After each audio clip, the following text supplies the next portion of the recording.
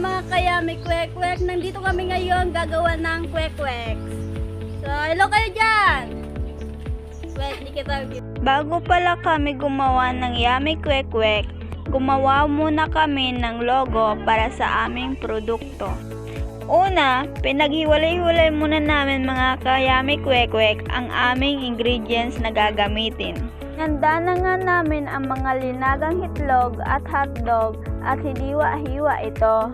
Nga namin ginawa ay pinaghalo-halo namin ang kalahating harina, konting asin, paminta at pampalasang magic sarap at linaluan na din namin ang kalahating basong tubig at food color. Alam nga namin di ma-perfect ang kwek-kwek namin kasi kita mo kasi dyan bilog-bilog pa ang harina na linagay namin. Buti na lang naayos.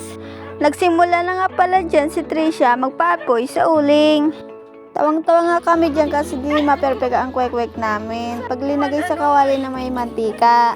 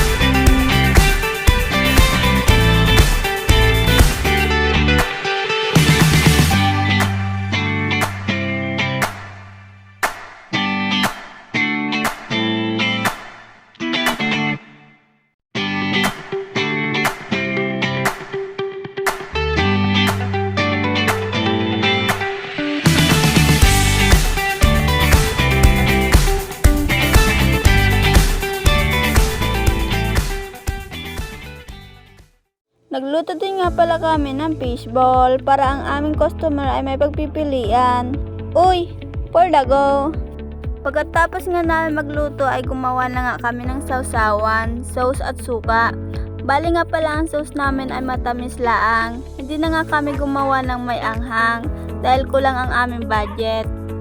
Tawang-tawa nga kami sa sauce na yan dahil madami mantikang nalagay namin.